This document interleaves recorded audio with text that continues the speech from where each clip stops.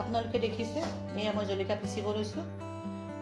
আগতেও মই এখন কাৰী বনাইছোঁ কলপচলাৰ লগত চিকেন। আজি আকৌ পুনৰ মই কলপচলাৰ লগত চিকেন বনাব লৈছোঁ। এইখিনি মই জলকীয়া এতিয়া পিচিব লৈছোঁ। এয়া বজাৰৰ পৰা কলপচলা লৈ আহিছোঁ আৰু কিদৰে মই বনাম আপোনালোকক দেখাব বিচাৰিছোঁ। গোটা জিৰা মই শিলপতাত পিচি ল'ম। জলকীয়া পিছাৰ লগে লগে এয়া মই জলকীয়াখিনি এতিয়া বাটিব লৈছোঁ।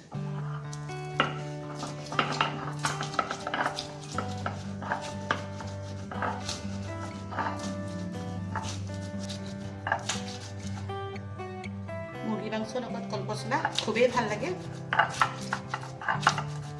এনেকৈ চিকেন কাৰী হওক বা এনেকৈ বেলেগ চব্জিকো মানে এই পচলাৰ লগত খুব ভাল লাগে। বজাৰৰ পিছা মছলা জিৰা গুড়ি মছলা পায়, কিন্তু তথাপিও মই গোটা জিৰা কেইটামান নহৰু দুটা লৈ মানে পিচি ল'ব লৈছোঁ। ইয়াৰ টেষ্টটোৱে বেলেগ।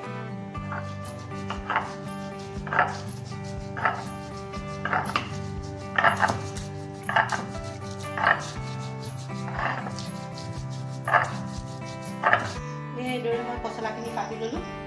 কাটি লোৱাৰ পিছত মই এইখিনি এতিয়া এই গিলাচৰ সহায়ত মই এইখিনি এতিয়া মই ভাঙি ল'ম।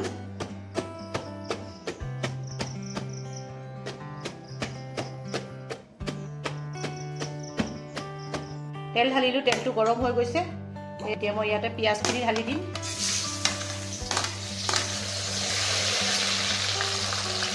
পিঁয়াজখিনি অলপ ব্ৰাউন হ'বলৈ দিম।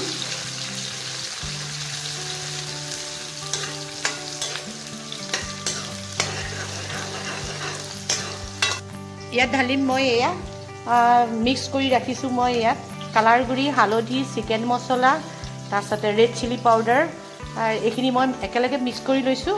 মিক্স কৰি লৈ মই তেতিয়া এইখিনি মই ইয়াত ঢালি দিম। তাৰপিছতেই মই টমেটো ঢালিম। এই টমেটো মই কাটি ৰাখিছোঁ, মই এই টমেটোখিনি ঢালিম। গোটা জিৰা মই বাতি থোৱা মছলাখিনি ইয়াত ঢালি দিছোঁ। এইখিনিৰ পৰাই আচল মেইন টেষ্টটো ইয়াৰ পৰাই আহিব। তাৰপিছতে জলকীয়া বাতি ৰাখিছিলোঁ, এয়া জলকীয়াখিনি দি দিছোঁ।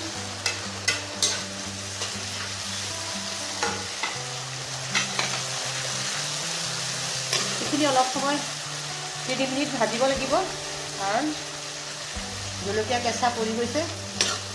মছলাখিনি ভাজ খাব লাগিব।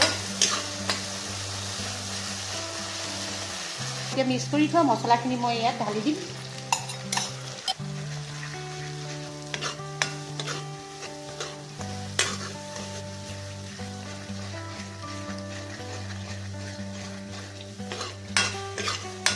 এয়া মছলাৰ পৰা তেলটো এতিয়া এৰিছে। এতিয়া মই এই টমেটোখিনি ইয়াত ঢালি দিম। টমেটোখিনি ঢালি দিছোঁ।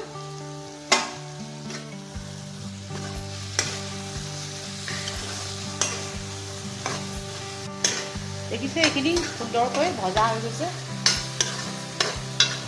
এতিয়া মই ইয়াত চিকেনখিনি দি দিম।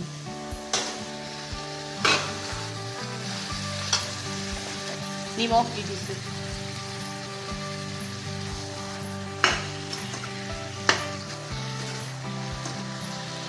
এই মাংসখিনি ভালকৈ ভজা ভজা হ'ব লাগিব।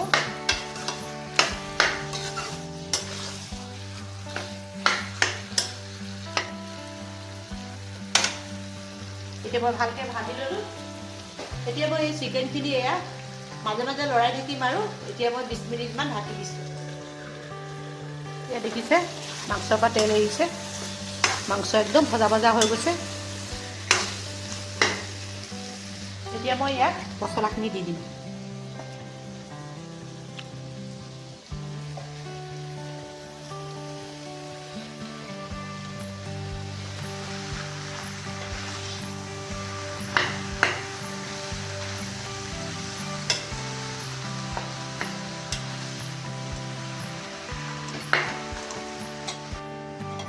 এইখিনি ভালকৈ ভাজিম। প্ৰথমে মই পানী নিদিওঁ, এইখিনি অলপ জহি ল'ব মছলাখিনি। তাৰপিছতে মই ইয়াত পানী ঢালিম। আপোনালোকৰ হিচাপত ঢালিব, যেতিয়া যিমানটো পানী দি জোল খাই ভাল পায়।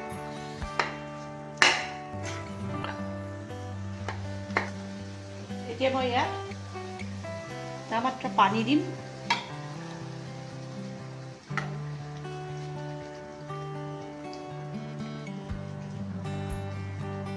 ভালদৰে উতলিব দিয়া। উতল অহাৰ লগে লগে মই এতিয়া ইয়াত লাষ্ট এটা মই হোমমেড মছলা দিম, ঘৰত বনোৱা।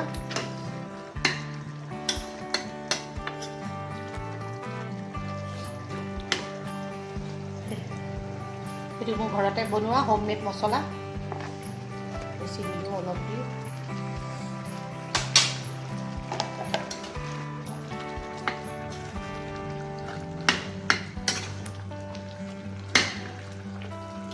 বেছি 10 মিনিট, তাৰপিছত হৈ যাব তৰকাৰী। এয়া পচলাৰ লগত চিকেন হৈ গৈছে। মই এয়া উলিয়াব লৈছোঁ।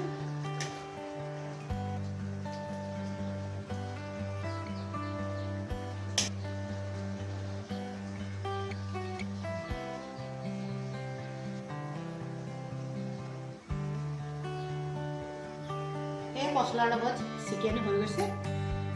এইদৰে আপোনালোকেও বনাই খাব পাৰে, বহুত টেষ্টি।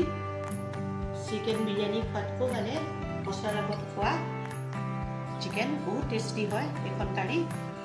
তো আজিলৈ আহোঁ, পুনৰ আকৌ আপোনালোকৰ মাজত নতুন এটা ৰেচিপি লৈ আহিম। ধন্যবাদ।